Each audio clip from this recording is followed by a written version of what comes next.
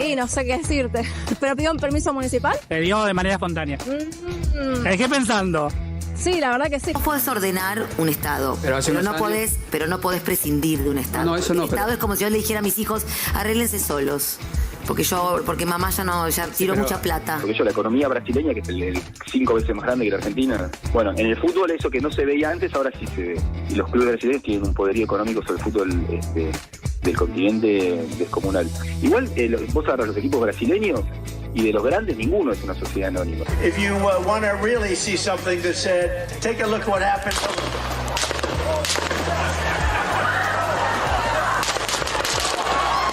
Los extremos ya no son simplemente la ultraderecha violenta, sino que está pasando algo de una descomposición política y social muy profunda en Estados Unidos que se revela a su vez en este intento de atentado.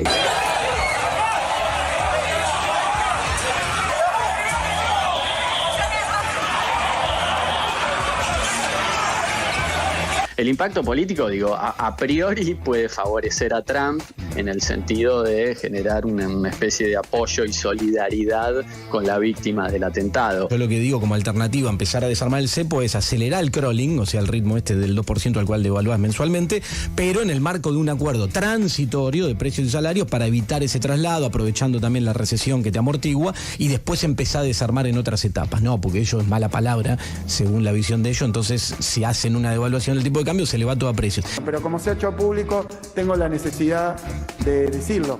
Hoy nos piden que tomemos resoluciones ya, sobre un proyecto que no conocemos. Pero es de manual. Tanto lo que queda de este mes como agosto van a ser meses difíciles en el mercado de cambios. ¿Por qué? Y porque es cuando usted tiene el invierno más crudo.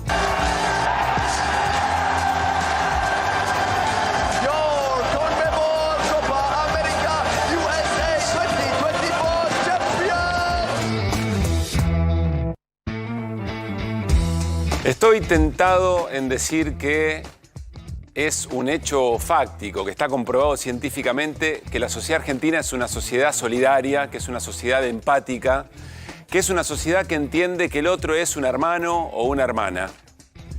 Pero, de tanto en tanto, aparecen algunos ruidos sobre eso. A ver, ¿en qué lo podemos ver? ¿En qué escenas muy cotidianas podemos observar eso? Bueno, por ejemplo, en esta celebración de una nueva Copa América. Gana la Argentina, campeones del mundo, campeones de la finalísima, campeones de América, y estamos hombro con hombro con personas que ni conocíamos. Lo cuenta siempre Martín Granowski, que su hijo le pregunta cuando va a ver a Racing, le dice, che, pero ese amigo que fue con vos a la cancha, ¿dónde lo conocías? Y Martín dice, no lo conozco. Nos abrazamos en el gol, pero no tengo ni la menor idea quién es. Bueno, ahí hay un reflejo de que nos identificamos como iguales y que, insisto, somos una sociedad solidaria, somos una sociedad empática. Sin embargo, la cultura del odio, con la que se justifican posiciones propias cuando los argumentos no alcanzan, nos pone de tanto en tanto al borde de un enfrentamiento fratricida. Vamos a compartir el tuit de Javier Milei, con el que hoy el presidente, o en las últimas horas, el presidente de la Nación se refirió al atentado contra el expresidente de los Estados Unidos, Donald Trump. Dijo Javier Milei, todo mi apoyo y solidaridad al presidente y candidato Donald Trump, víctima de un cobarde intento de asesinato que puso en riesgo su vida y la de cientos de personas. Hasta aquí, diría yo, el consenso de la dirigencia política internacional. Nadie puede avalar un atentado de esas características. Pero vean a continuación, y aquí lo grave. No sorprende la desesperación de la izquierda internacional que hoy ve cómo su ideología nefasta expira y está dispuesta a desestabilizar las democracias y promover la violencia para atornillarse al poder. Con pánico a perder en las urnas, recurren al terrorismo para imponer su agenda retrógrada y autoritaria. Espero la pronta recuperación del presidente Trump y que las elecciones en los Estados Unidos se realicen de forma justa, pacífica y democrática. Este último párrafo también compartido, insisto, en consenso con las dirigencias de todo el mundo. Ahora, hay un señalamiento, hay un vínculo que el presidente Javier Milei parece conocer de la izquierda internacional tras la autoría del atentado al expresidente Donald Trump. Hasta acá lo que se sabe, un tirador solitario, pero se sigue investigando, se verá en los próximos días, en un techo a más de 100 metros, disparó 8 tiros. Uno de ellos mató a una persona, otro hirió gravemente y al expresidente lo hirió en la oreja en un video que ya conocemos, en una situación ya compartida. Pero para el presidente Javier Milei es la izquierda internacional terrorista o a través de actos de terrorismo la que quiere desestabilizar a las democracias en Occidente. Bueno, hoy el vocero Manuel Adorni, el vocero presidencial, hoy tuvo una jornada bien de definición de ministro de Batalla Cultural, Manuel Adorni. Ni bien arranca la conferencia y entre otras cuestiones, Manuel Adorni dice esto. El más absoluto repudio contra el atentado ocurrido contra la vida del expresidente de Estados Unidos y actual candidato Donald Trump. Hechos aberrantes como este demuestran, por supuesto, que la libertad está en peligro, el mundo occidental, libre y capitalista, está bajo amenaza. No hay lugar para contemplaciones de este tipo de hechos terroristas. Por supuesto que el candidato Trump, lejos de victimizarse o pretender que se dicte un feriado, hoy va a participar de la convención republicana en Milwaukee y allí anunciará su compañero de fórmula. El capitalismo prevalecerá por sobre aquellos que quieren imponer una agenda contraria a la naturaleza humana. El futuro será libre o no será. Bueno, dice el vocero Manuel Adorni que el atentado es contra el capitalismo. Ahora vamos a volver a escucharlo a Adorni porque reitera la idea de la izquierda internacional y terrorista, pero aquí agrega otro elemento sumamente grave. A veces uno siente que estamos como sociedad anestesiadas y no advertimos este tipo de violencias. Manuel Adorni a la pasada, utilizando como excusa el intento de asesinato contra Donald Trump, remite al atentado contra la ex vicepresidenta Cristina Fernández de Kirchner y dice, bueno, lejos de victimizarse y lejos de dictar un feriado, ¿se acuerdan? El intento de asesinato a Cristina Fernández de Kirchner fue un jueves, conmoción en todo el país, lógicamente, habían intentado disparar en la cabeza a la en funciones vicepresidenta y al otro día hay una decisión de un feriado nacional, bueno, de alguna manera para tratar de llevar alguna calma, tranquilizar, y sin embargo Manuel Adorni vincula los dos episodios con una intención muy manifiesta, que es la de retroalimentar la grieta, retroalimentar el odio al otro, en situaciones de tanto dramatismo y donde verdaderamente las democracias están entre signos de preguntas, porque si esa bala hubiera salido, o incluso si la bala no le hubiera rozado la oreja a Donald Trump y lo hubiera asesinado, hubiera generado una situación difícil de imaginar. Y sin embargo, el vocero Manuel Adorni vuelve a presionar sobre una herida, vuelve a presionar sobre una diferencia, pero no una diferencia contemplativa del otro, sino una diferencia que anula al otro.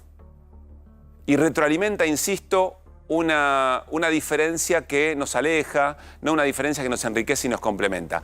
Una colega española para un medio internacional, Sputnik, le vuelve a hacer una pregunta, Manuel, y le dice, pero ¿cuáles son los elementos del presidente Javier Milei para sentenciar que hay alguna organización de izquierda detrás del intento de asesinato a Donald Trump? Porque si no, esto queda, le dice la colega, muy improvisado. Bueno, Manuel Adorni recoge el guante y dice, lo compartimos. La definición o la opinión del presidente sobre la izquierda internacional siempre ha sido muy clara. El presidente considera que la izquierda ha matado a millones de personas a lo largo de la historia y que efectivamente le ha hecho mucho daño al mundo libre y efectivamente el presidente es una postura que mantiene desde siempre, o al menos desde siempre que yo lo conozco, y como muchas de las posturas que tiene el presidente, efectivamente las va a sostener el resto de su vida, más allá que acá los hechos con respecto a lo que ha hecho la izquierda, ni hablar en la Argentina, ¿no? Pero en el resto del mundo han sido nefastas y efectivamente es la opinión del presidente, la va a mantener puntualmente con las declaraciones últimas a que estás preguntando, lo hablo con el presidente y les paso el detalle. Bueno, Manuel Adorni dice, la pregunta de la colega era cómo habían vinculado a la izquierda internacional con el intento de asesinato de Donald Trump. Manuel Adorni no le contesta eso. Manuel Adorni dice, bueno, ya saben lo que pensamos de la izquierda, lo que piensa el presidente, que la izquierda es terrorista, que la izquierda es genocida, que ha matado a millones de personas a lo largo de todo el mundo. El ser de izquierda es una ideología, es una manera de pensar las cosas, no es la izquierda una organización en sí misma, porque eventualmente tendríamos que pensar cualquier manera de pensar el mundo con organizaciones violentas y que han hecho a lo largo de toda la historia de la humanidad. Eventualmente, si quisiéramos meternos en esa discusión. Pero le preguntan cuál era el elemento que Milei tenía para hacer esa afirmación. Y Adorni dice, no se le voy a preguntar y les aviso. Le pregunto al presidente y les digo, pero recuerden que el presidente piensa todo esto sobre la izquierda. Es muy grave. Es muy grave. Hay un sano reflejo de algunos sectores en nuestra sociedad que buscan puntos básicos de acuerdo entre nosotros y nosotras siendo distintos, pensando distinto. Pero la única manera de recuperar una cultura del encuentro es identificar debidamente las violencias que nos rodean como estas, identificar debidamente las violencias que nos rodean como estas y decirles ya no más. Desde abajo, desde la calle, desde nuestros lugares de encuentro cotidianos, hasta que a nadie se le pueda ocurrir nuevamente que la violencia puede ser una buena forma de hacer política. Buenas noches, bienvenidas, bienvenidos a QR. Así arrancamos. Frené el grifo fiscal, frené el grifo de los pasivos remunerados. El miércoles cerramos el grifo de los puts y ahora directamente también cerramos el grifo del sector externo. Listo. O sea, digamos, vamos a hacer que el peso sea recontra escaso. Por lo tanto, bueno, digamos que habrá que bancarse fluctuaciones. Seguramente que, a ver, esto es, pero es de manual. Tanto lo que queda de este mes como agosto van a ser meses difíciles en el mercado de cambios. ¿Por qué? Y porque es cuando usted tiene el invierno más crudo, que es cuando se nos van más dólares por la energía. Entonces, en ese sentido, digo, sí, digamos, nosotros no tenemos problema. Lo que vamos a hacer es restringir totalmente la cantidad de pesos. Buenas noches a todo el equipo. Hola Pablo Ibáñez, Irina Hauser, ¿cómo están? Hernán Lecher, ¿qué dice? ¿Cómo anda? ¿Qué tal? Buenas noches, ¿cómo ¿Bien? estamos? Bueno, varios desafíos en este anuncio del gobierno del viernes, pero que después el presidente trata de aclarar en una charla telefónica desde los Estados Unidos, sí. Y el propio ministro de Economía vuelve a aclarar en varios posteos, porque nos habíamos ido el viernes con esta escena del dólar, que tiene que ver, ustedes saben, aquí al dólar lo llamamos Jorge. Claro, el viernes era Jorge no para. Estaba él. Es viernes y tu cuerpo lo sabe, podríamos claro, decirle. Y Jorge también lo y sabía. Jorge lo sabe, y se había ido a 1.500 pesos más o menos, ¿no? Sí, había efectivamente. Tocado 1.500 pesos. Y hoy lunes, en cambio, bueno, Jorge para abajo. Jorge hoy de bajón. Bajaron básicamente el dólar blue y los dólares bursátiles y demás. En realidad, en esa entrevista de Milei hay mucha tela para cortar, hay muchas cosas. Hoy nos vamos a situar básicamente en este tema, sí. Que es, porque, digamos, está la discusión de los pesos, de qué hacemos y demás. Secar la plaza de pesos es como el sí, él objetivo. hace una especie de hoja de ruta, hace una hoja de ruta respecto de una cosa que es la que estamos todos mirando, ¿cuándo vas a desarmar las restricciones cambiarias? Y agrega varias cosas, sí. Básicamente el cepo. Pero entre los anuncios... Está claro, de cuestión de pesos, porque... Cuestión de pesos es la portada de hoy. La discusión es si hay pesos o no hay pesos. Sí. Y ahora quiero explicar de qué se trata esta cuestión de pesos, porque tiene que ver con ese anuncio de los viernes. Yo te diría, los viernes estate atenti. Sí. Ya a esta altura, claro. Estate atenti porque suele ocurrir cosas y cosas de índole monetaria y financiera que vamos a tratar de explicar y por qué tuvieron que ver con la baja de los dólares bien. Alternativos, si querés, en el día de hoy. Bueno, quiero decirles que Hernán Lecher nos desafía permanentemente. Viene a hacer docencia, es pedagógico. Hay una manera de pensar, pero Hernán quiere que entendamos. Entonces a la producción le va mandando algunos bocetos durante el fin de semana. Me miran raro, ¿no? Esto es lo que llegó de Hernán Lecher en algún momento de estas horas. Si querés, primero pasamos por los números del día. ¿Son los números del día? Sí. No, primero esto, mirá. Hernán Lecher en un momento se estaba tomando un café, será domingo a la mañana, era sábado a la mañana, no se sabe muy bien. Atención con el arte de la espuma, gente superior, claramente, sabían lo que estaban haciendo. Y esta es esto es literal, ¿eh? Esta es la servilleta que Hernán Lecher le mandó a nuestra producción. Lo que me hace la producción. Para Mirá tratar vos. de explicarle qué era lo que venía a hacernos entender. Bueno, hay una traducción de la producción, menos mal, que es esta. No es que sea más sencilla, pero bueno, es el desafío en el que nos va a La meter. hicimos un poco más amigable acá, la hicieron desde la producción, que les agradezco además porque hay que explicar esta cuestión. Después, en todo caso, vamos a los números de los dólares. Sí. Pero te quiero explicar de qué se trata esta cuestión, qué es lo que anunció el gobierno. Bien, dale. ¿No? Porque el gobierno dice dos cosas.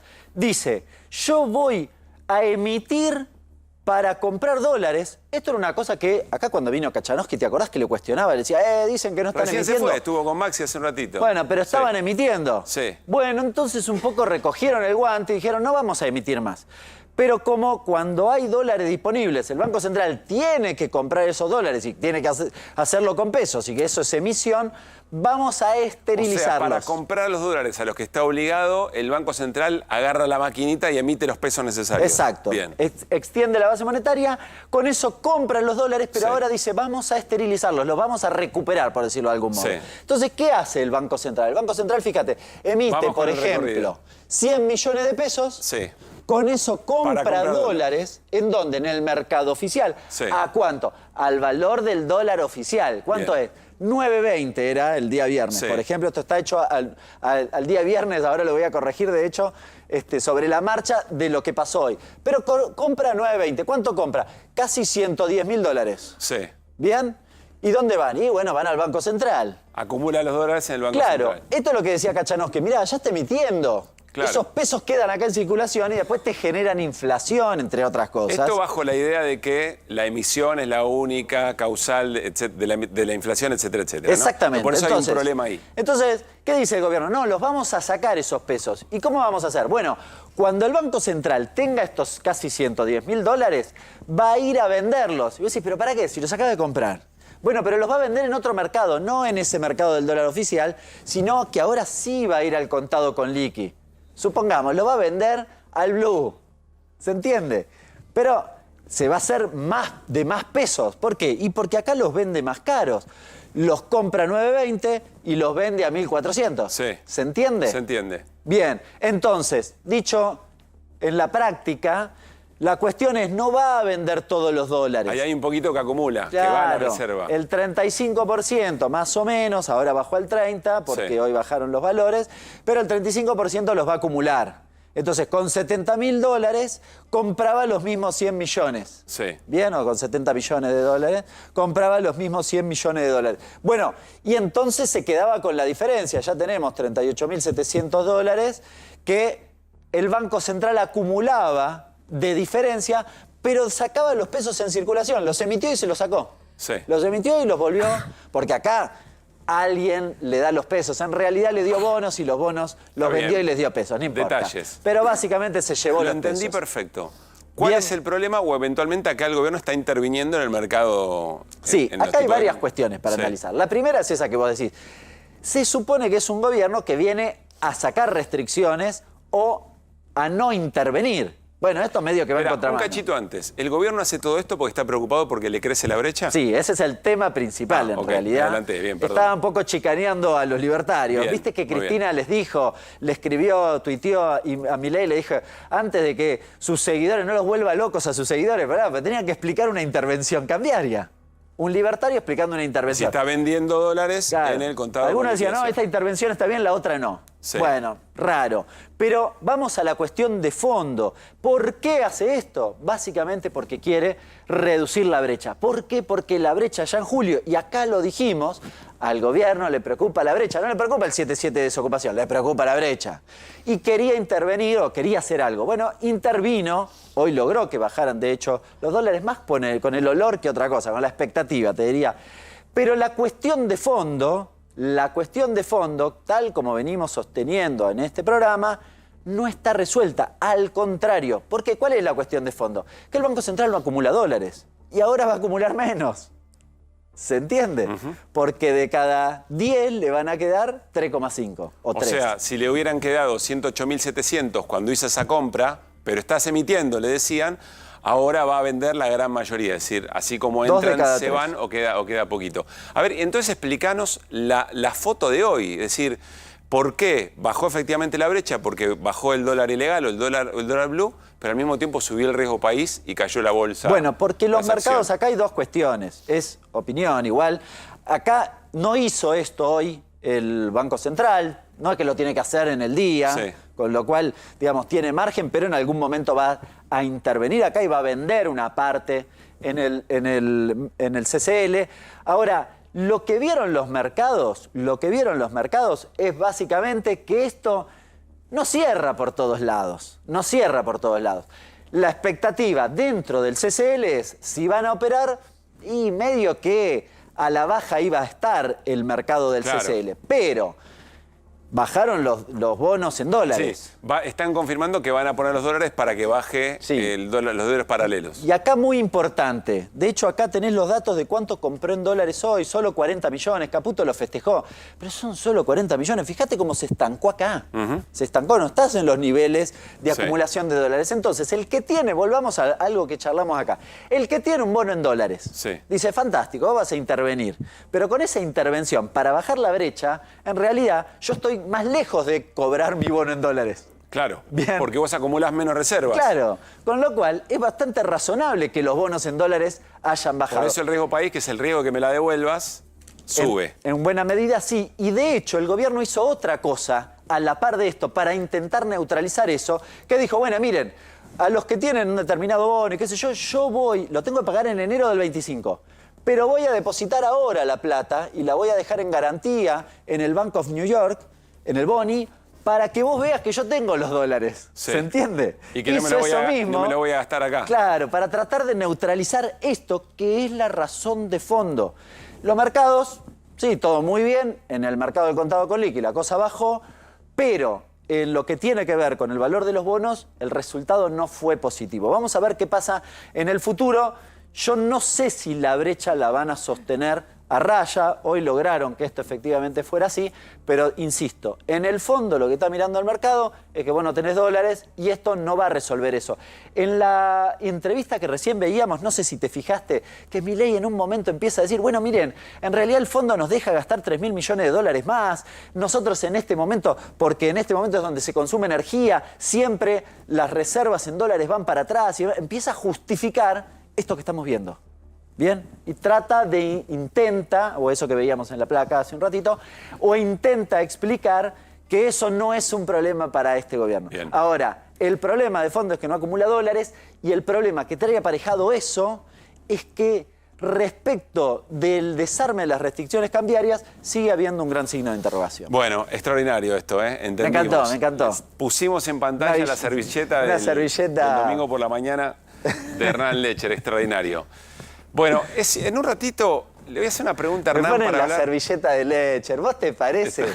¿A vos te parece? En un rato te voy a preguntar a ver si es cierto o no es cierto, y entiendo que esto es un asunto muy, muy bravo, que alguien pidió que no haya mucha gente en el Banco Central en estos días porque querían sacar oro de las reservas y sacarlas del país. Un par de noches. ¿Un par de noches? Sí.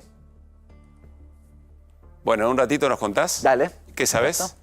Bueno, estamos en vivo en Ezeiza, ¿eh? En cualquier momento nos vamos porque llega la selección, una buena parte del equipo argentino. Ahí estamos viendo algunas imágenes. En un ratito charlaremos con Gaby Prosperi. Están nuestros compañeros trabajando de hace rato, esperando al avión en Ezeiza. Llega a 21:30 más o menos.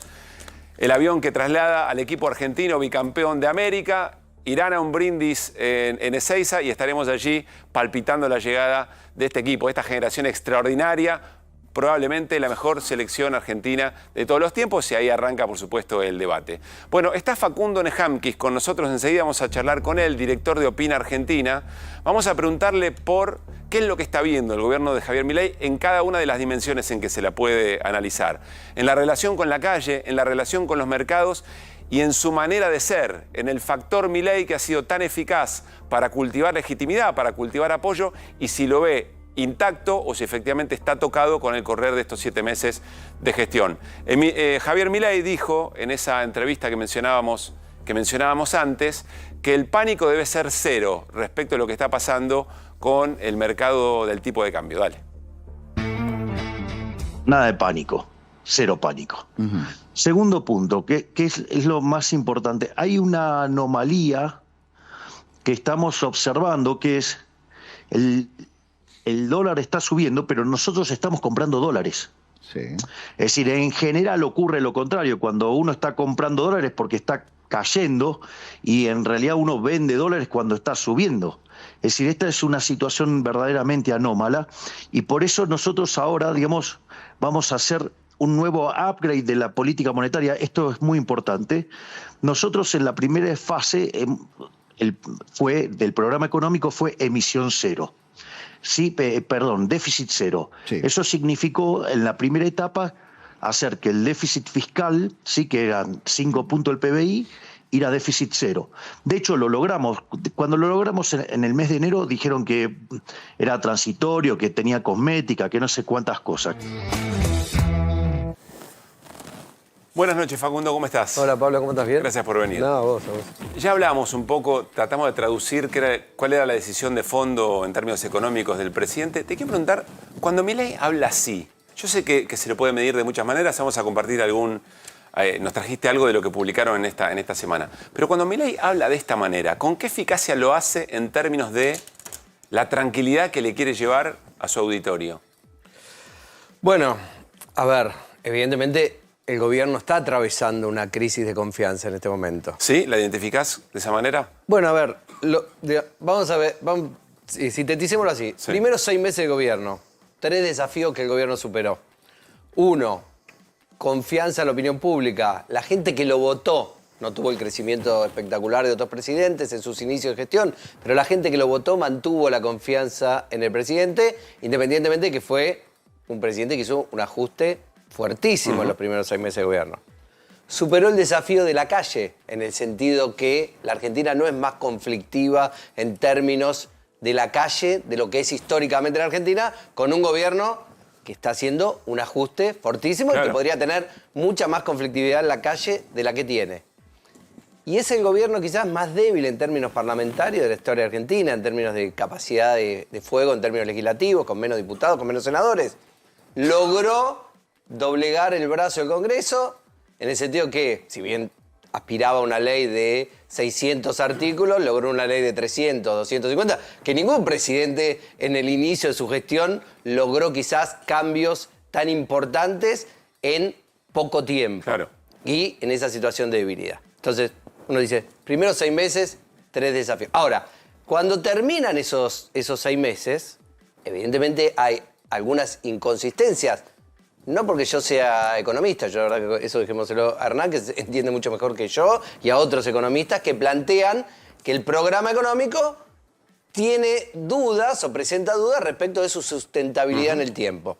Eso se expresa en aumento del riesgo país, se expresa en el crecimiento de la brecha. Es decir, los mercados financieros empiezan a desconfiar sobre la posibilidad de la sustentabilidad del plan a largo plazo. Pero eso no está solo circunscripto a los mercados. También en las encuestas empieza a aparecer debilitada otra de las fortalezas que tenía el gobierno, que era haber logrado recrear las expectativas de la sociedad. La sociedad que en noviembre, diciembre creía en un 80% que la inflación iba a continuar subiendo, había caído abruptamente a valores ridículos de 20, 25, 30%, que creía que los precios iban a seguir aumentando. Ese optimismo se paró y empezó a crecer el pesimismo. Lo mismo respecto de qué iba a suceder con el dólar en el futuro. El tipo que en noviembre creía que el dólar iba a continuar subiendo eternamente, en el mes de febrero-marzo creía casi que la Argentina había encontrado un nuevo 1 a 1, un 1 a 1000. Bueno, ese tipo ya hoy no es que piensa que Milei va a ser un mal presidente, no necesariamente ha cambiado su percepción respecto del presidente, pero ya es más escéptico respecto al futuro. Entonces, la crisis de confianza, y te cierro con esto, es una crisis de confianza con los mercados, es una crisis de confianza también con sectores de la sociedad, incluso que han votado al presidente, y que incluso cuando vos le preguntás ¿cuál es la imagen que tiene el presidente? La imagen que tengo del presidente es buena o muy buena. ¿Que se ampara en qué? Esa buena imagen. Y ahí te quiero preguntar por el otro elemento, ese factor Milei, ese Milei que dice, yo les dije lo que iba a hacer.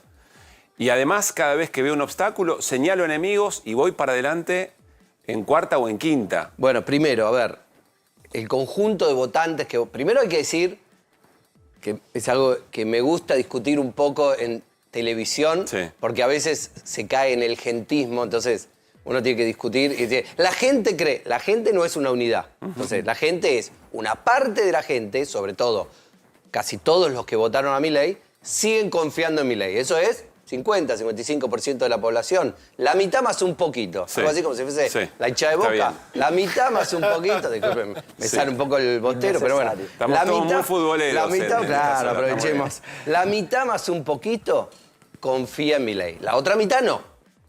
¿No? Entonces, o sea, tenemos una sociedad polarizada e intensamente polarizada. Entonces, ¿no se redujo ese valor o sí? Yo no lo veo. Yo no lo veo reducido. Yo veo que una parte del componente que votó a Milei, de los votantes que votó a Milei, quizás es más escéptica respecto al futuro, quizás tiene una mirada crítica sobre la política jubilatoria, o puede tener una mirada crítica sobre la política de combate a la pobreza o al hambre, pero la imagen del presidente sigue estando entre 50 y 55 puntos de apoyo. Entonces, déjame detenerme ahí porque si no nos vamos a volver. La polarización también, de alguna manera, desaparece el punto intermedio. La parada intermedia no existe. Entonces, los que vienen confiando, si dejan de confiar, tendrían que pasar casi al otro lado de la cancha. Por eso puede ser que se sostenga un poco esa aún con objeciones, seguir confiando. Ese es el tema, esa es, digamos, la fortaleza de la polarización para los líderes que se desenvuelven bien en ese esquema. ¿Por qué? Porque es muy difícil pasar del otro lado. Claro. A ver, cuando vos sos... Por eso la construcción amigo-enemigo le resulta tan bueno, eficaz. Pero eso es válido para los dos polos. A ver, Sergio Massa obtuvo en las elecciones 44, 45 puntos. Bueno, ¿cuánto había de inflación? 150, 200. Hay que llegar a una elección. A ver, por supuesto, era un buen candidato, hacía las cosas bien la campaña era muy profesional, había logrado crear expectativa de que su gobierno iba a hacer algo distinto, pero también el mundo peronista no quería votar a alguien que estaba del otro lado. Bueno, ahora esto es válido para los que están del otro lado. Cuando vos preguntás en los estudios, los famosos estudios de focus, los estudios cualitativos, se puede preguntar a la gente, ¿volverías a votar a Milei? Los que están convencidos todavía te dicen sí, sin dudas. Aquel que duda un poquito te dice, ¿contra quién? Mirá vos. ¿Contra Massa? Sí, lo volvería a votar. Muy interesante. Claro, lo volvería a votar. ¿Qué es eso? Bueno, es difícil evaluar en términos de porcentaje, estamos hablando de estudios cualitativos. Simplemente aparece ese tipo de respuesta. Es decir, que si vos a la gente la volvés a situar en la misma posición, porque el voto no tiene solo un componente material, aunque el componente material es importante y es a veces lo que te hace dudar o lo que te resquebraja una coalición electoral. Claro. El voto es también una cuestión de identidad y muchas veces, y sobre todo en esta época, es una identidad que se construye más por oposición al otro, por enojo con lo distinto, que por identidad. Vuelvo un poquito al comienzo de nuestro programa, por ahí no lo viste, estabas viniendo para acá, pero decíamos, bueno, cómo se planta Javier Milei y el gobierno frente al intento de asesinato de Donald Trump. Y decíamos, esa cultura de generar en el otro un enemigo es lo que va retroalimentando, evidentemente, por ahí no una empatía 100%, pero sí el riesgo de caer en la otra cancha, como decía Pablo. Trajiste, o tenemos para compartir, parte del material que ha publicado Opina Argentina. Facundo es director de esta consultora. Entiendo que la pregunta, ahí está, ¿cuál es el principal problema que el gobierno debería solucionar? Se consolida la desocupación como principal motivo de preocupación ciudadana. La percepción de esta problemática creció 23 puntos desde la asunción de Milei, puntos porcentuales. Como contrapartida, la inflación, 24%, y corrupción completan el podio de preocupaciones sociales. Acá ya hay un claro desmarque respecto de la desocupación y la inflación, ¿no? Sí, esto, por ejemplo, son esos cambios de estado de ánimo en la opinión pública que todavía no sabemos qué impacto puede llegar a tener sobre la imagen del presidente y sobre la coalición de gobierno. Es decir, un cambio en cuáles eran las principales preocupaciones de la sociedad. Antes era transversal a todos los sectores políticos, a todos los sectores sociales, que la preocupación principal era la inflación. Eso superaba el 50%. Era la preocupación. ¿Milei resolvió definitivamente el problema de la inflación? No. Incluso hay quienes sostienen, economistas que uno escucha, hay quienes dicen, no, si vamos por este camino, el problema está resuelto definitivamente, y hay otros que te dicen, no, vamos a tener un rebote, esto va a ir...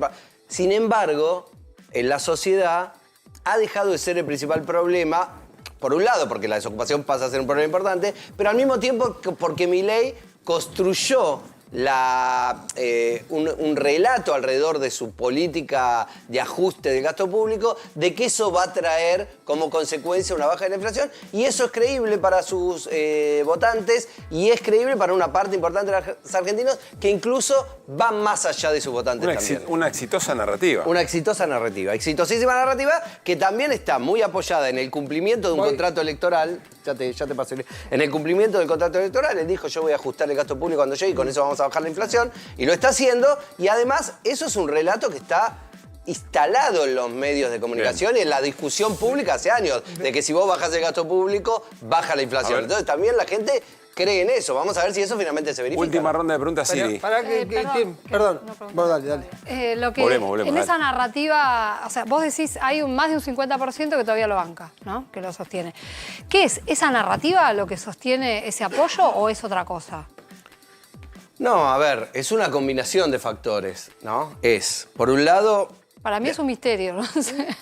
A ver, no es un misterio en el sentido que no es casualidad que irrumpa un líder antisistema en una escena electoral que parecía estabilizada, con cierta estabilidad y consolidada en la política argentina, y que pasa de estar acá sentado durante 3, 4, 5 años a ser presidente de la nación de manera meteórica. Entonces, está hablando que evidentemente hay una parte de la sociedad que tiene un malestar importante con su dirigencia política. Entonces, primer punto, hay algo que tiene que ver con el rechazo a lo existente y con un deseo de que las cosas cambien, que por ahí para muchas personas hay que conservar, hay que mantener, pero que para otras ya no le dan valor.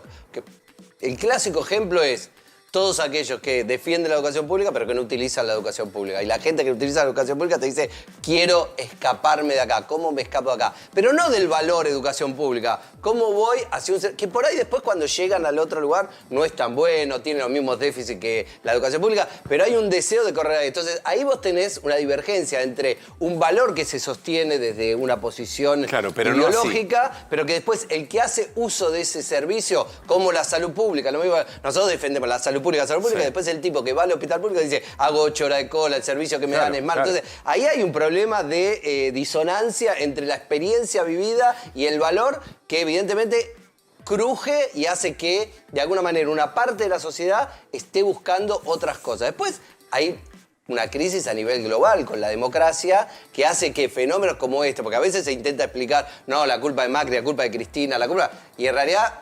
¿dónde estaba Cristina y Macri en Estados Unidos cuando emergió Trump? ¿Dónde estaba en Italia cuando emergió Meloni? ¿Dónde están? Es decir, no es los personajes de la Argentina los que hacen la emergencia de un fenómeno como este, sino que está inserto en una problemática mundial que evidentemente hay una parte de la sociedad grande que tiene una insatisfacción con la democracia y con, no solo con la democracia, sino con lo que la democracia también brinda y genera en términos de soluciones de problemas materiales de la existencia de cada uno, que genera mucha insatisfacción.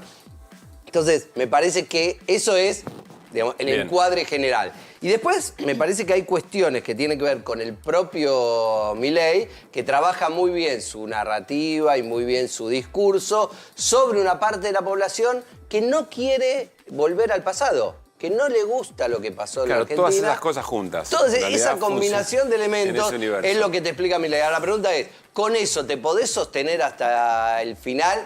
Sí, en términos de que tu gobierno llegue hasta el final, pero la pregunta es, ¿podés sostener estos valores o estos niveles de apoyo hasta el final? Y en eso andamos. Bueno, si a Milei le va muy bien, puede ser Menem.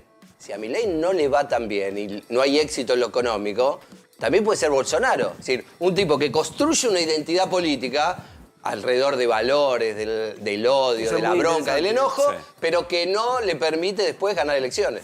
Muy interesante, Facundo, gracias por haber venido. No, gracias. Que esté muy bien, Facundo Nehamkis. Bueno, vamos a seguir con una de esas agendas que Irina viene sosteniendo, que tiene que ver con la crisis de alimentos, de acopio y distribución de alimentos por parte de Capital Humano, porque tuvo un nuevo capítulo en el Poder Judicial. Vamos a compartir la palabra de Diego Morales, del CELS, del Centro de Estudios Legales y Sociales, sobre el tema. Dice esto. El punto central acá es que el gobierno federal ya tenía convenios con comedores comunitarios, con merenderos comunitarios. Y esos son los convenios que de alguna manera traducen en los hechos esta política pública que les vine comentando. Bueno, estos son los convenios que no se ejecutan, es decir, la plata que no se transfiere. Claro. Entonces el juez plantea esto, ¿no? Mire, usted tiene que cumplir con esto es una obligación que usted asumió, no solo hace pocos años, sino que ya tiene 20 años esta política alimentaria. O en todo caso, tráigame otra política alimentaria que sea superior a esta. A ver, Irina, démosle contexto a esta palabra del CELS.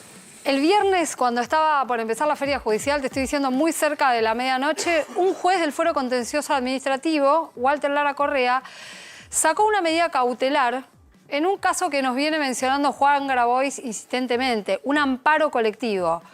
¿Qué dice este juez? Este juez le dice a Sandra Petovelo, al Ministerio de Capital Humano, le dice que tiene que cumplir con las políticas de seguridad alimentaria que el propio gobierno dice que están vigentes.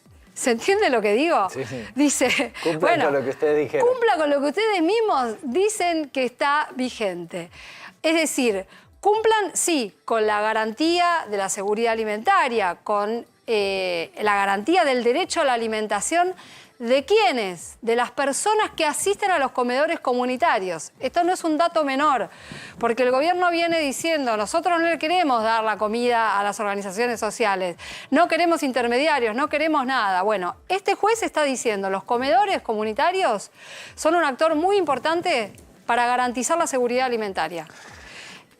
Ustedes están diciendo, ustedes gobierno están diciendo, tienen 3 programas de seguridad alimentaria distintos que están vigentes. Bueno, cúmplanlos, le dice. Esto es lo que le dice el juez al Ministerio de Capital Humano, lo que le dice al gobierno en general, porque sabemos que esto además ha sido, decir no voy a entrar a la comida, ha sido una política del gobierno. Bueno, ¿cuáles son los...? Hay 3 programas que menciona el juez, que son los programas que están vigentes desde la gestión pasada del gobierno de Alberto Fernández, pero que tienen una larga historia, se fueron llamando de distinta manera. Entre ellos, por ejemplo, está el del Programa de Naciones Unidas para el Desarrollo, que incluso está basado en una ley, no es que lo inventó Alberto Fernández, ¿no? Es una viejísima ley. El programa alimentar, el programa Argentina contra el hambre. Bueno, lo que le dice el juez es cumpla con los programas que tienen vigentes y cúmplalo con la plata que tiene, porque lo que muestra el fallo es que la plata que está poniendo, la plata que tiene el gobierno destinada a esos programas no la está utilizando para esos programas. Irina, una pregunta. Yo cuando leía esta noticia ayer, antes de ayer creo, en los diarios, ayer, había un matutino que decía una cosa y otro lo contrario. De hecho, lo busqué porque digo, ¿lo habré leído mal? No. Uno titulaba, revés para Grabois. La justicia avaló las políticas de asistencia alimentaria del gobierno. A mí me dio gracia cuando leí revés para Grabois. Claro, para o sea, Grabois. y después el resto de los diarios, la mayoría del resto de los diarios decía, no, bueno, hubo tirón de orejas al gobierno. O sea, hay una disputa por ver a quién le da la razón eventualmente el fallo judicial. A ver, esto es una medida cautelar en un amparo colectivo, que es algo que es, la verdad que no venía ocurriendo en el fuero contencioso, que un juez conceda una cautelar, un amparo colectivo. Es en contra del gobierno. Es muy sencilla la lectura. A ver, Juan Grabois, es una cautelar. Juan Grabois se manifestó en redes, a ver qué dice. El fallo implica la inmediata restitución de la provisión de alimentos a los comedores comunitarios a través de todas las asociaciones que venían realizándolo. Desde luego, esto no impide el correcto ejercicio del poder de auditoría de los comedores, pero es claro, en cuanto no se puede generalizar y desabastecer al conjunto por las irregularidades que se detecten en unos pocos. Es una nueva victoria jurídica que esperamos esta vez el gobierno acate nuevamente. Al ser una cautelar alimentaria, su efecto no es suspensivo, sino devolutivo. Es decir, se tiene que efectuar, ¿no? Claro. La acción. Durante el plazo de la apelación, el cumplimiento tiene que hacerse efectivo, si no nuevamente incurrirían en un nuevo hecho de incumplimiento de deberes de funcionario y eventualmente desobediencia. Si Grabois está diciendo, nos da la razón, pero es muy llamativo. Yo me imagino quien labura todo el día, que está tratando de que sus cosas más o menos estén en orden, los pibes a la escuela, el laburo cumplir, el resto de las cosas que hacen en la vida cotidiana de la familia, y vos lees un diario y te dice la justicia le dio la razón a los que estaban queriendo que se repartan los agrímenes. Y otro dice la justicia le dio un revés a Grabois. Mirá, el fallo es clarísimo. El fallo dice... Gobierno tiene que garantizar el derecho a la alimentación de las personas que asisten a los comedores comunitarios. Eso es lo que dice. ¿Por qué? Porque esa garantía se interrumpió. Porque ustedes dejaron de proveer el alimento de manera constante. Es muy simple y además... ¿Pero cuál es la interpretación que hacen para decir que es un fallo? Lo que acabo de explicar, que lo que está diciendo el juez le está diciendo al gobierno, bueno, usted me argumentó que hay 3 programas para garantizar la alimentación que están vigentes, los que te acabo de mencionar. Bueno, ¿por qué no los aplica? Eso es lo que le está diciendo el juez. Entonces lo que interpreta Clarín aplicalo como vos te parezca, pero aplicalo. Pero aplicalo, exactamente. No, y además lo que le dice, que es muy contundente, le dice, usted tiene dinero para esto. Por ejemplo, en el caso del PNUD, le dice, para el mes de marzo usted tenía 36.000 monedas, millones de pesos asignados para esto, y usó 16.000, ¿por qué? Bien. ¿No? Te digo para darte un ejemplo, pero incluso en el contexto global de todo el presupuesto que hay para las políticas alimentarias, son más de 700.000 millones de pesos lo que hay. Y lo que le dice el juez es, usted está destinando 500 millones a los comedores. De 700.000 millones de pesos, ¿me entendés la diferencia? Sí. Esa es su ejecución presupuestaria. Grande. Bueno, y te agrego una última noticia que tiene que ver, no todo es el alimento que está guardado en los galpones, ¿no? Queda claro. Lo que mostró que hubiera alimentos guardados y que se estuvieran por vencer y pudrir en los galpones, es el sinceramiento de que el gobierno no quiere cumplir con esa política alimentaria. Y por si fuera falta un refuerzo, quiero decirte que Sandra Petovelo recurrió el mismo viernes a la Corte Suprema justamente para cuestionar una vez más la cautelar del juez Sebastián Casanelo, que le dijo, presénteme un programa que diga cómo va a repartir todos estos alimentos que están guardados. O sea, va a la Corte porque quiere seguir incumpliendo efectivamente con eso. Quiere seguir incumpliendo. Cumplió parcialmente y quiere seguir incumpliendo. Mirá, vamos a ver cuál es el próximo paso, pero te doy una certeza. A mí me da garantía que estés siguiendo el tema de esta manera porque, insisto, son agendas volátiles, líquidas, que si no se hablarían más. Gracias, Siri. Bueno, les dijimos, estamos en vivo en Ezeiza porque está llegando la selección, el avión que los trae con la Copa América, bicampeones de América. Miren qué dispositivo, miren ese despliegue. Todo esto es alrededor, esa es la rotonda que trae del aeropuerto de Ezeiza y que después lleva al predio que está ahí pasando un poquito, un cachito antes de la ruta que te lleva para Cañuelas.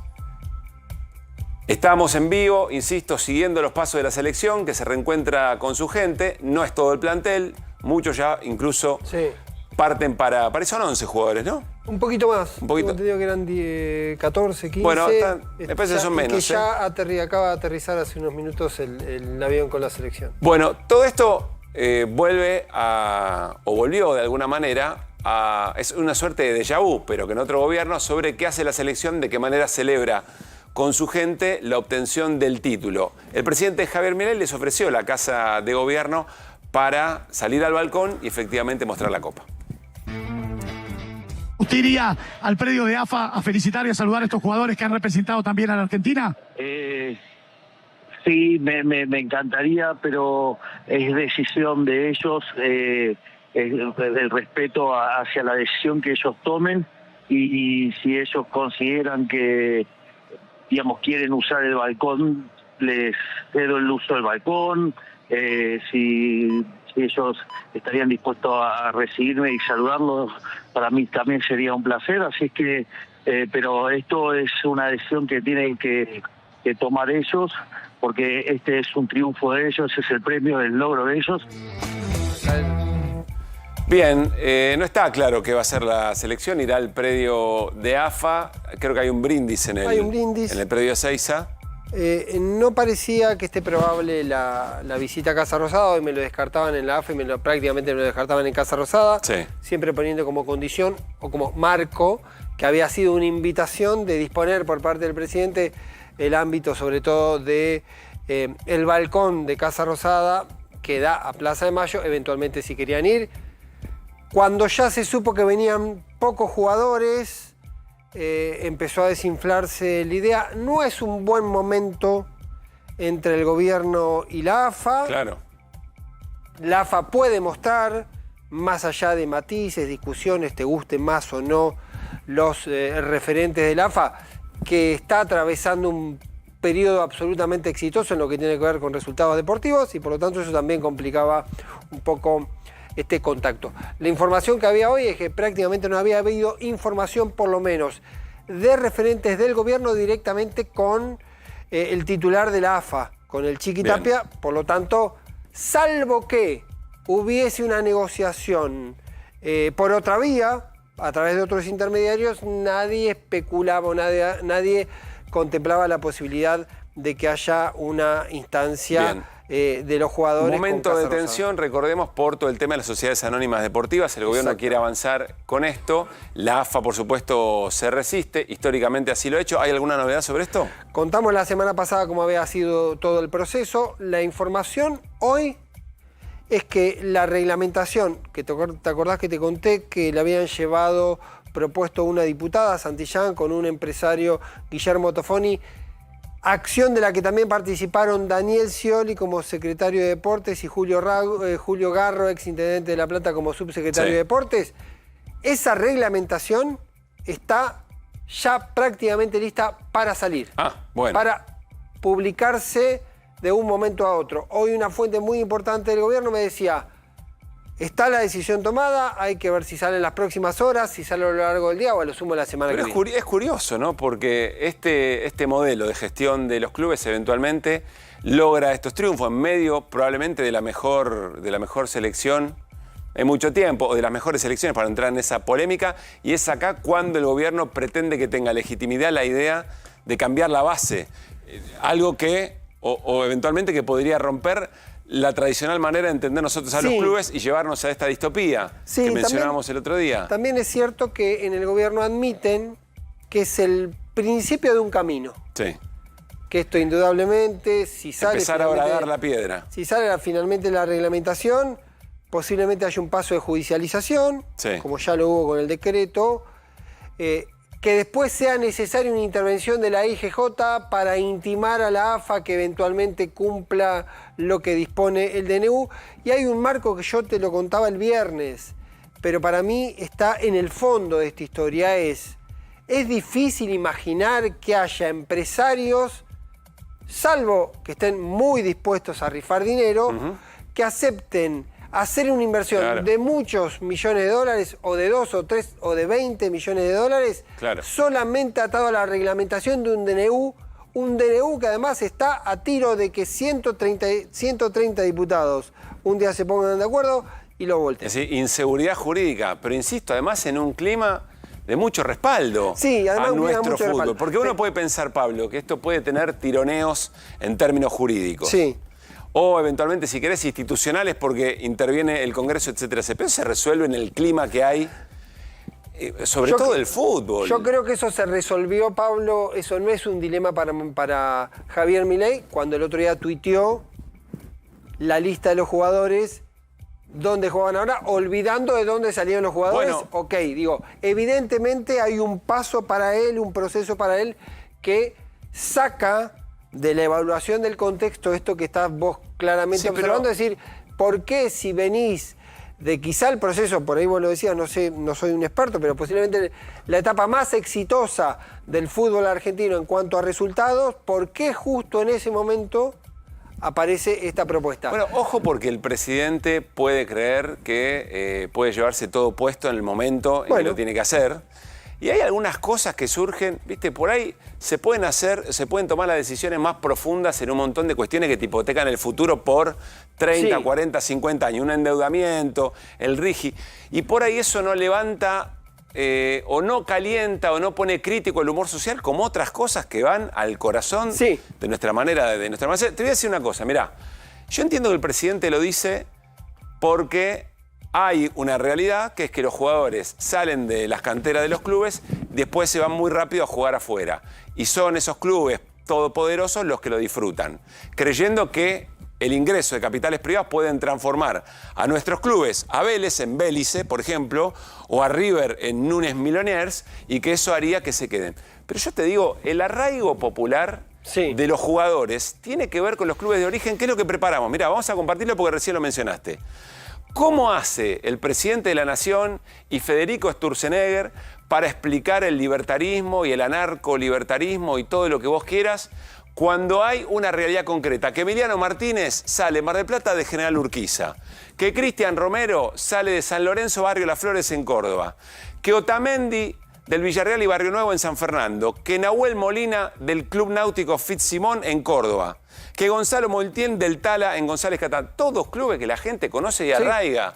Marcos Acuña en Don Bosco, en Zapala, Neuquén. Leandro Paredes en Brisa del Sur, acá en Mataderos, en la ciudad de Buenos Aires. Rodrigo de Paul, Deportivo Belgrano de Sarandí, en Avellaneda. Messi, Club Abanderado Grandoli de Rosario. Lautaro Martínez de Liniers de Bahía Blanca. Seguimos, Alexis McAllister es ese, de Parque, aquí en la ciudad de Buenos Aires. Lisandro Martínez de Urquiza en Gualeguay. Tagliafico en Villa Calzada, Rafael Calzada. Del Club Atlético Calchín. La gente lo está viendo y siente que esto es tuyo. Sí. ¿Cómo haces para que venga un jeque árabe y se compre estos... y vos sientas que no te están robando el arraigo que tienen los jugadores campeones? Sí. Posiblemente tenga que ver con esta precisión que pones vos de que el fútbol en Argentina... Iba a decir una cosa ahí cuando estaba hablando Facundo, que hay que salir en el análisis de Milei en eso de que la Argentina es una excepcionalidad. No es una excepcionalidad. Está muy bien. No es una excepcionalidad. Lo dice muy claramente Nacho Ramírez, un sociólogo, consultor, dice, en el análisis de Milei hay que dejar de creer que Argentina es una excepción. Puede ser incluso, y esto va por mi cuenta, que entre todas las ofertas de la derecha o derecho extrema, Milei sea el más precario. A su vez puede ser el más exitoso a nivel internacional. ¿Sí? Las dos cosas pueden convivir. Las dos cosas pueden mundo, convivir porque, así como, está. como dice un dirigente libertario, Milei genera más curiosidad que confianza. En algún momento debería migrar esa confianza, esa curiosidad en confianza. Hoy, hablando con alguien muy vinculado al tema energía, me decía, hay mucho interés por el RIGI, pero es interés todavía. Recién no es confianza. Interés. Todavía es interés. ¿Qué está pasando ahí? Quiero empezar a ver. Ahora, de ahí a que eso se convierta en una medida específica de una inversión, no de empresas que ya están y que amplían por ahí sus inversiones, sino de empresas nuevas. Déjame cerrarte. Sí. Hay una cuestión de fondo que tiene que ver con el DNU y que me lo planteaba también esta fuente del gobierno. Posiblemente haya una reglamentación para que luego haya un intento de ley. Que la reglamentación sirva para medir, para empezar esta discusión que vos decís que parece inoportuna y que posiblemente es inoportuna. Pero también es admitir o asumir que la reglamentación puede ser muy simbólica y que no permita avanzar hacia más adelante, simplemente demostrar, como dijiste vos, que Javier Milei, aún en el momento que la Argentina vuelve a tener otra copa con jugadores que nacieron de la cantera más chiquita, los pueblos de todo el interior del país, a pesar de eso se anime a meterse con algo que parece casi sagrado. Vamos a ver, como si eso va a ser interesante verlo. Mauricio Macri ya lo había intentado, ¿te acordás? Y forzó una votación. Grondona le dio una votación a Mauricio Macri en AFA, perdió 30 y pico a 1, Grondona se dio vuelta y le dijo, y bueno, perdimos, pibe. Así las cosas. Nos vamos a ir a la mesa. Enseguida estamos en Ezeiza, vamos a ir a una tanda, estamos en Ezeiza, esperando la llegada de la selección.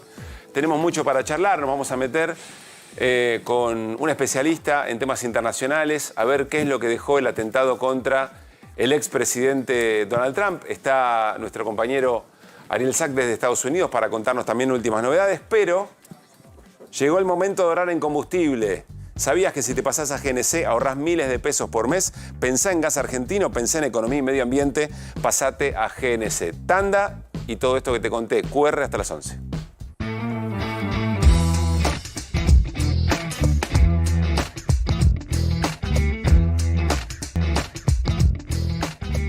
Muy bien, y volvemos a QR con información de último momento. Pablo Ibáñez. Se conoció finalmente una decisión que venía administrando el gobierno se va a conocer en las próximas horas el decreto, pero ya lo anunció la Oficina de la Presidencia, que es la transformación de la actual AFI, el organismo de inteligencia, en la CIDE. Es el mismo ámbito, cambia de nombre, vuelve al nombre que tuvo en los años 90, hasta la reforma, en realidad avanzado hasta el año, avanzado el año 2000, hasta Estamos la reforma. viendo ahí el organigrama, el nuevo organigrama que presenta el gobierno. El nuevo organigrama tiene algunas particularidades. Una de ellas es que deja de formar parte de jefatura de gabinete y pasa a depender directamente de Presidencia de la Nación. Históricamente había sido así. Hubo dos grandes cambios. Uno de ellos esencialmente fue la introducción de la AFI durante el gobierno de Cristina Fernández de Kirchner. Ahora vuelve para atrás la reforma. Incorporan algunos elementos de la organización interna, por ejemplo, un área vinculada directamente a ciberseguridad, que existía dentro de la AFI, pero ahora toma el carácter de una agencia que se va a dividir en 4 agencias distintas, lo que es inteligencia convencional, seguridad nacional, que ahí está el otro fenómeno que te lo voy a ampliar ahora en un segundo, que tiene que ver con seguridad nacional, ciberseguridad y asuntos internos. A ver, ahí va con eso, Pablo. Irina, ¿qué te remite esto? ¿Qué lectura haces? A mí me parece simbólicamente fuerte que recuperen el viejo nombre que utilizaba el menemismo para llamar a la Secretaría de Inteligencia del Estado, y además que lo traigan en la semana en que se cumplen 30 años del atentado a la AMIA. ¿Por qué? ¿Por qué digo esto? Porque, bueno, viste que hace poco hubo una definición de la Comisión Interamericana de Derechos Humanos que responsabilizó al Estado argentino justamente porque nunca se terminó de dilucidar y sigue impune el atentado a la AMIA. Y uno de los grandes responsables que señaló este organismo internacional es el aparato de inteligencia, lo que era la CIDE en su momento. ¿Por qué? Porque participaron de la trama de encubrimiento, y esto se debe a una relación muy estrecha que tuvo la entonces CIDE con el Poder Judicial, a punto tal que en ese momento le pagaron a una persona para que contara una historia de mentira sobre el atentado, Tejeldín. A Carlos Tejeldín. Y esto llevó a que se anulara el único juicio que se había hecho, bueno, que se hizo sobre la conexión local sobre el atentado. Eventualmente vamos a ver qué implicancias tiene esto. Seguramente una enorme cantidad de especialistas y quienes han trabajado estos temas dirán cuántas reminiscencias hay, pero haber elegido el nombre de la CIDE para la agencia de inteligencia que remite a todo esto que nos cuenta Irina, es decir, a la trama más oscura de encubrimientos del atentado más grave que sufrió nuestro país, bueno, no es poca cosa. ¿Ibas a decir algo de seguridad nacional? En lo que tuvo que ver con la AFI y este regreso de la CIDE en su nombre, tuvo mucho que ver Santiago Caputo, un asesor estrella de Javier Milei, muy vinculado con la cuestión inicial de la comunicación, pero que después fue avanzando y creciendo su influencia en distintos aspectos específicos. Uno de ellos fue la AFI. De hecho, llega a la jefatura de la AFI, ahora va a empezar a volverse a llamarse la CIDE, Sergio Neifer, un hombre conocido de Caputo y puesto o propuesto por lo menos por Santiago Caputo. Bien. Es relevante esto, ¿por qué? Porque tiene que ver con la cercanía de una figura que forma parte de la mesa muy chica de Javier Milei. Santiago Caputo. Santiago Caputo, donde están Santiago Caputo y los dos Milei, el presidente y su hermana Karina, y le está dando de alguna manera, esto también es simbólico, un nivel de importancia y de trascendencia y de centralidad a una figura de ese volumen y con ese nivel de influencia en el presidente a la Secretaría de Inteligencia. Bien. ¿Por qué esto me parece determinante? Porque lo que ocurrió durante el gobierno del Frente de Todos fue justamente tratar de consolidar la idea de que la AFI no podía hacer inteligencia interna con las experiencias que había habido en el pasado cercano. Y ese vínculo con el Poder Judicial. Y el vínculo especial con el Poder Judicial que se dispuso expresamente con distintos DNU para romper esa relación que se había considerado aquella famosa historia del armado de causas a través de la AFI que después tenían una canalización a través de la Justicia Federal. Va a ser clave ver a través del decreto qué funciones se le otorgan a la AFI, qué facultades se le otorgan, ¿no? Y esta del Poder Judicial es una. ¿Qué grado de posibilidad de ser auxiliar de la justicia se le da? Y sobre todo, ¿qué se hace con los famosos fondos reservados? Que siempre fue el tema crucial para generar actividades después no blanqueadas de este organismo, ¿no? Y pagas. Bien. Esta es la cuestión. Así que me parece que se está por verse, pero insisto, que recuperar el nombre de la CIDE tiene un peso simbólico fuerte. Gracias, Irina. Bueno, nos vamos a meter en otro tema importante, muy importante, quizás mucho más de lo que todavía entendemos. Tiene que ver con el intento de asesinato al ex presidente de los Estados Unidos, Donald Trump. Está Martín Shapiro para charlar con nosotros, abogado, especialista en relaciones internacionales, pero además tuvo funciones en lo que fue la Secretaría de Asuntos Estratégicos, fue asesor del Ministerio de Desarrollo también en temas internacionales y ya lo vamos a saludar. Bueno, esta es la imagen ya muy conocida, ¿no? El momento de los disparos, entiendo que fueron 8 disparos de un tirador que estaba arriba de un techo. Después vamos a compartir una imagen de la gente que observaba que había alguien en el techo, apostado, cuerpo a tierra, digamos, permítanme la figura. Pero después lo vamos a compartir. Y aquí Donald Trump diciendo fight, peleen o demos la pelea. En este momento Donald Trump está en otra convención republicana, demostrando que efectivamente está firme, quizá bajó un tono en su discurso, llamando a la concordia, al encuentro del pueblo estadounidense respecto a lo que ha ocurrido. Martín, ¿cómo estás? Muy buenas noches. ¿Cómo estás? Gracias por estar aquí. Gracias por invitarme. Escribiste una nota para Cenital que me resultó muy interesante. La bala que no mató a Trump, hipótesis para un candidato demócrata. A ver, ¿qué estás viendo en toda la escena? Todavía nos dura un poco la conmoción internacional, por lo que significa Estados Unidos, por cómo se lo sigue a la política norteamericana en el resto de las democracias occidentales. Sí, la nota era un intento un ensayo de pensar cómo podía verse afectada no la candidatura del propio Trump, no la candidatura republicana, sino la candidatura demócrata y cómo podía reaccionar ante lo que se anticipaba era una ola de simpatía que se iba a generar hacia quien acaba de sobrevivir un intento de asesinato. Claro. Recordemos, el propio candidato demócrata Joe Biden, actual presidente, en la duda todavía si va a mantenerse por su estado de salud, ¿no? Sí, bueno, eso era todo lo que se hablaba hasta el balazo, era el único tema del que se hablaba respecto de la política estadounidense, si se iba a mantener la candidatura de Biden o no. Trump era un favorito en ese cabeza a cabeza entre el expresidente y el actual. Creo que estos hechos, obviamente, más allá de otros efectos, incrementaban ese favoritismo, ¿no? ¿Y qué hipótesis? ¿Cuál es tu hipótesis respecto de cómo impacta esto en el candidato demócrata? Bueno, aquí mi hipótesis tiene que chocar con lo que es la información que recibimos de los Estados Unidos, que tiene que ver con...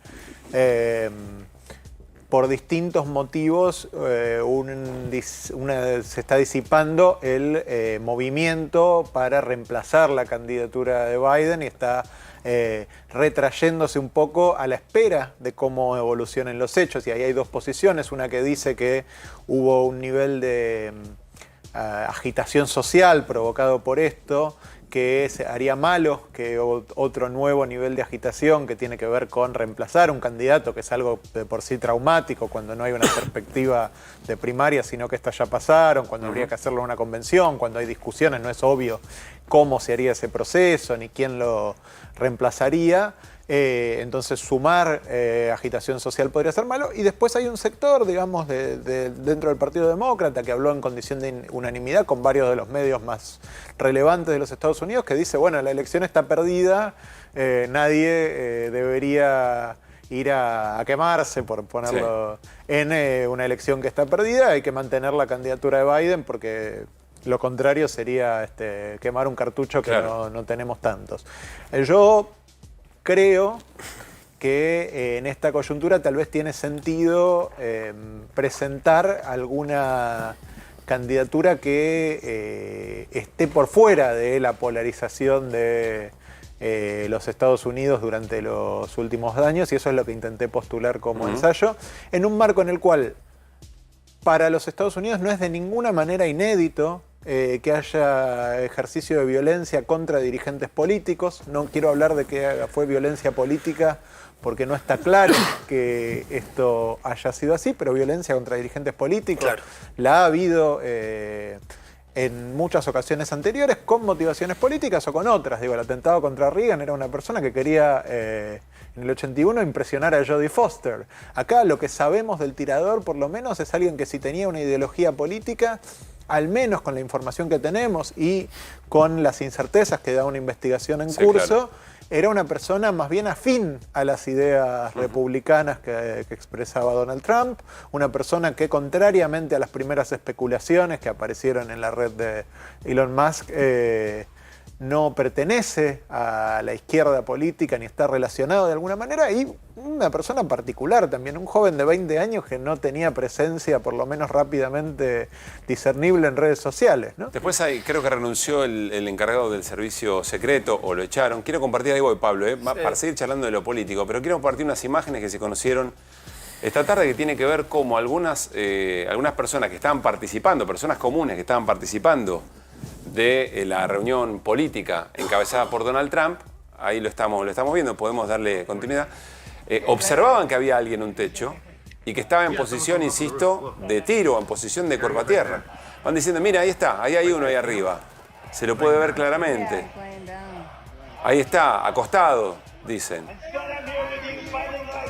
Mientras se escucha detrás la voz de Donald Trump, que ya estaba hablando.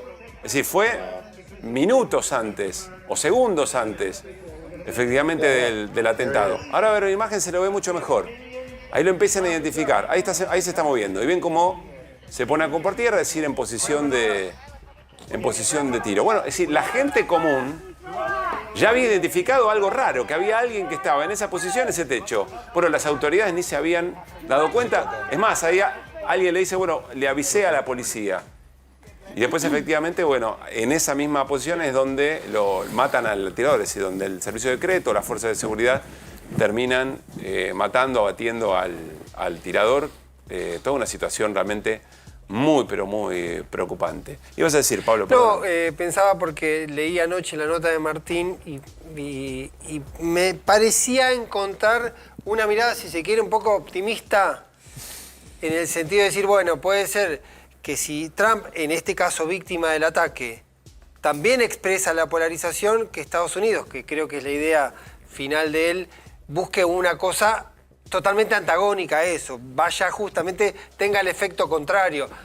Te lo pregunto en el sentido si es cuánto hay de deseo y cuánto. No, claro, porque en este momento parece absolutamente contraintuitivo, por eso me pareció especialmente atractiva la mirada. A ver, que se haga política por fuera de los antagonismos tan fuertes. Sí, la idea me parece ahí es plantear un escenario posible para la campaña demócrata en función de algunas cuestiones que sí son datos de la realidad. Por eso digo, es hipótesis. Sí. Cómo está planteada y efectivamente no es una predicción electoral ni muchísimo menos, pero sí nos encontrábamos, digo, antes del episodio, con que se enfrentaban dos candidatos que eran impopulares. Ambos tienen una imagen negativa que supera ampliamente a la positiva. Es decir, otra vez acumulando para que no gane el otro. Exactamente, una estrategia que está centrada en la...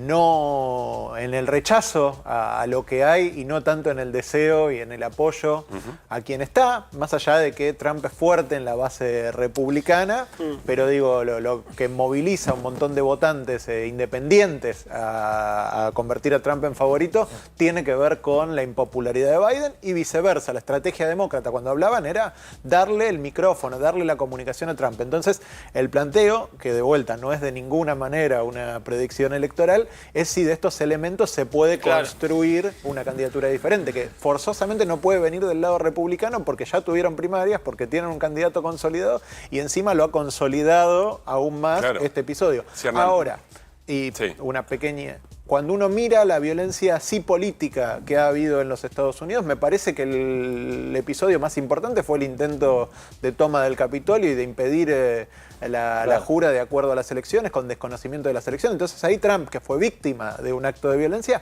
es un impulsor de un hecho de violencia política indudable, con el cual se enfrentó a sectores relevantes de su propio partido, a los cuales ha subyugado por su propia popularidad dentro de la base. Pero Trump no es en modo alguno un actor ajeno a la violencia contra las instituciones. Entonces se planteaba que esta polarización que Trump de alguna manera corporiza quizá puede encontrar un camino de ser superada. Quizá no en 2024, quizá en 2028, pero me parece que hay un camino ahí para transitar. Martín, hoy Pablo arrancó el programa citando justamente el tuit de Milei en relación al tema Trump. Quería preguntarte por eso, quería preguntarte otro caso hipotético. Milei diciendo o afirmando que era la izquierda, mundial, ¿no? Claro, y demás, responsable de ese hecho, sin ningún argumento, pero básicamente, ¿a qué partido juega? Digamos, ¿cómo contextualizar eso? Pero además te quería preguntar otra cosa hipotética. ¿Es posible que haya tal vez una reacción de Trump distinta a la, por ejemplo, la de Milei? Es decir, que no reaccione en contra de, o en el sentido de profundizar las diferencias, sino que se cambie y diga, che, abro los brazos y hay una discusión distinta en Estados Unidos.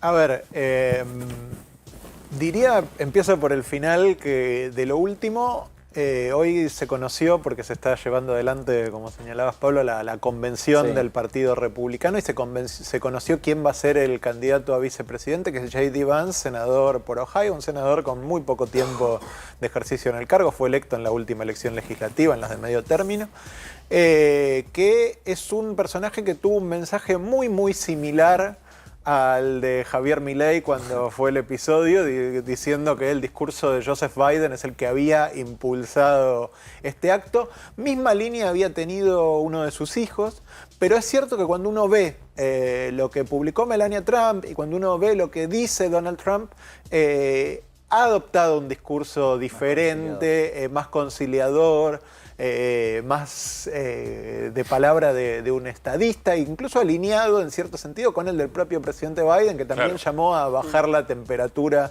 del enfrentamiento.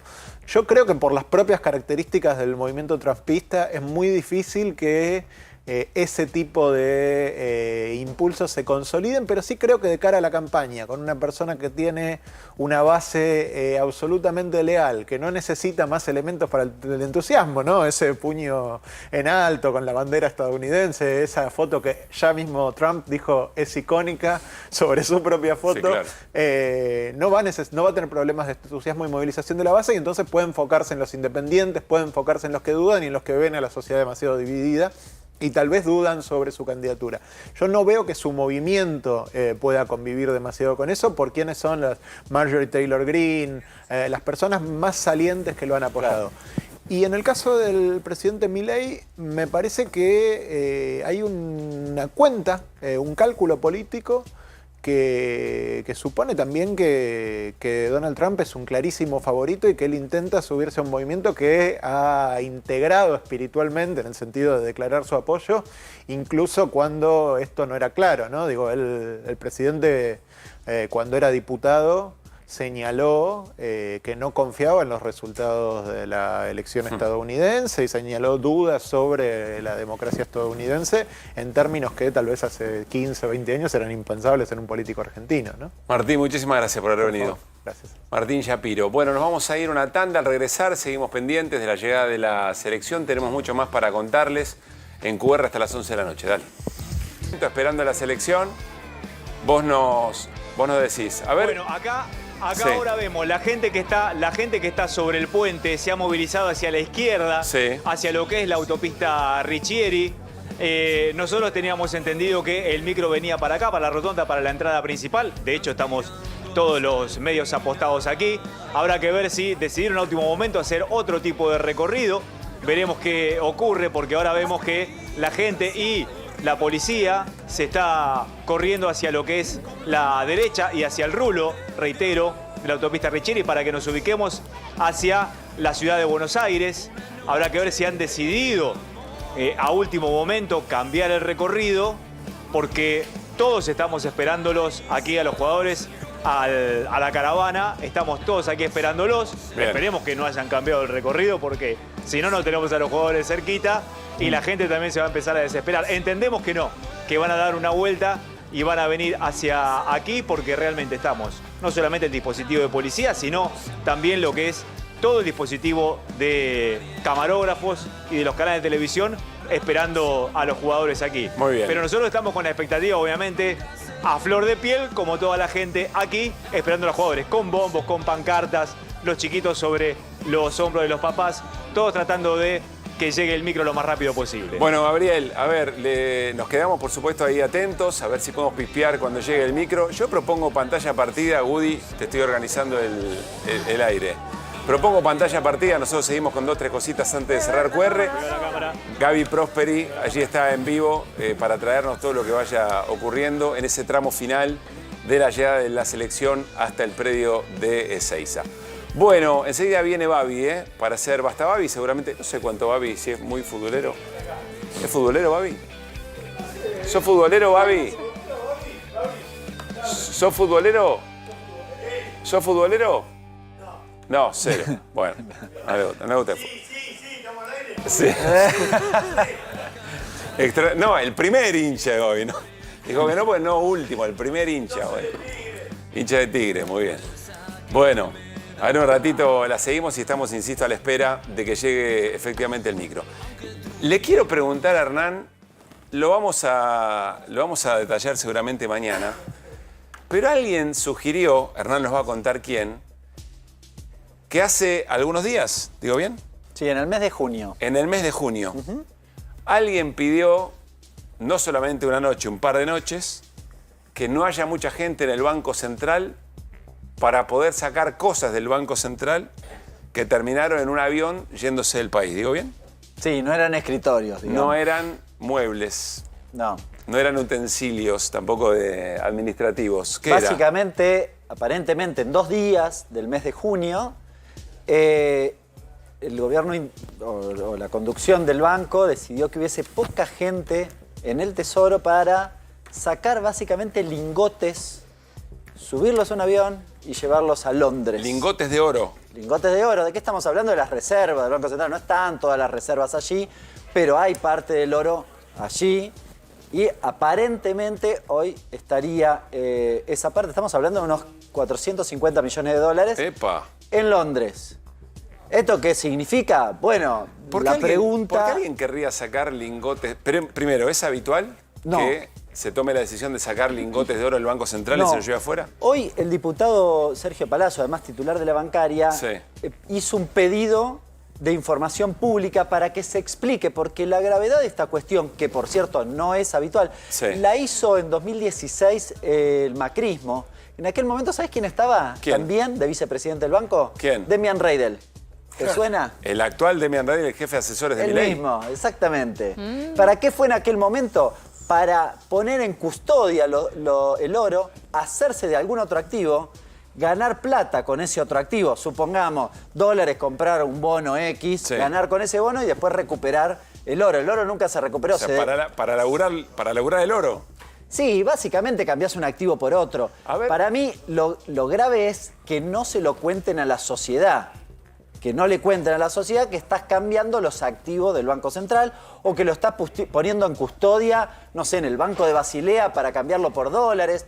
Bueno, algo. Vamos a compartir el tuit de Sergio Palazzo, diputado nacional, secretario general de la bancaria, que advierte sobre esta situación. Ante versiones circulantes relativas a la salida de oro de la reserva del Banco Central con destino al exterior, acompaño el pedido de información pública, clara, precisa, completa y detallada, efectuada del presidente del Banco Central, Pausili, de acuerdo al derecho que me confiere la ley de acceso a la información pública y su decreto reglamentario. O sea, Palazzo lo que hace es pregunta, pide noticias sobre esto, información precisa sobre esto, porque evidentemente tiene una versión. Sí, y lo que quiere hacer es corroborar algo que, por lo que vos dijiste, no es habitual y se debería conocer cuál es el motivo. Claro, ha trascendido, hay algunas versiones, lo que hizo fue básicamente preguntar. La duda es, ¿para qué se hizo? Porque lo que no está claro el gobierno no lo dijo, lo tiene que votar el directorio. ¿Lo votó una reunión de directorio y votaron eso? Bueno, todo esto son incógnitas que quizás develamos en algún momento. Mañana la seguimos, pero me dijiste que la imagen de Hernán Lecher saliendo de una casa oscura con la joya de la familia... A la noche. Funciona como pregunta respecto de qué es lo que está pasando, por ejemplo. Bueno, gracias Hernán. Chao Paulín, gracias Nos Irina. vemos. Nos vamos, ya viene Basta Babi, Babi Echecopar y por supuesto nos quedamos nosotros a la expectativa de la llegada de los jugadores de la selección al predio de Ezeiza. Nos vamos como llegamos, con las voces del día. Chao.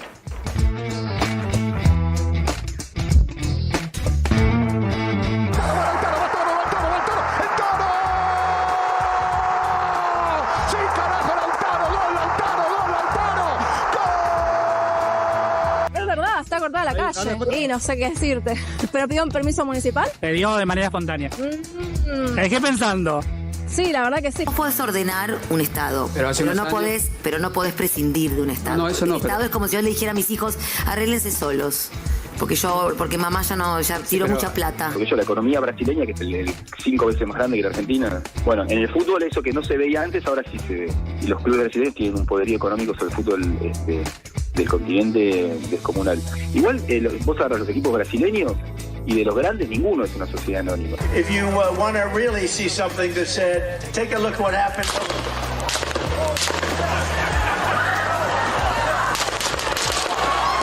Los extremos ya no son simplemente la ultraderecha violenta, sino que está pasando algo de una descomposición política y social muy profunda en Estados Unidos que se revela a su vez en este intento de atentado.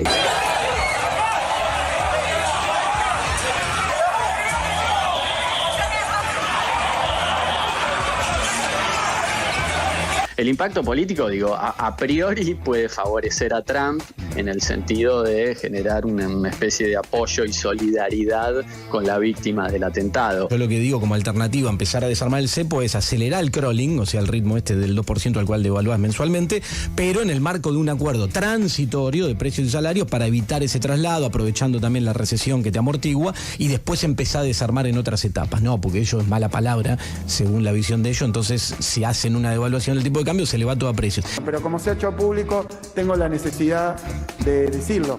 Hoy nos piden que tomemos resoluciones ya, sobre un proyecto que no conocemos. Pero es de manual. Tanto lo que queda de este mes como agosto van a ser meses difíciles en el mercado de cambios. ¿Por qué? Y porque es cuando usted tiene el invierno más crudo.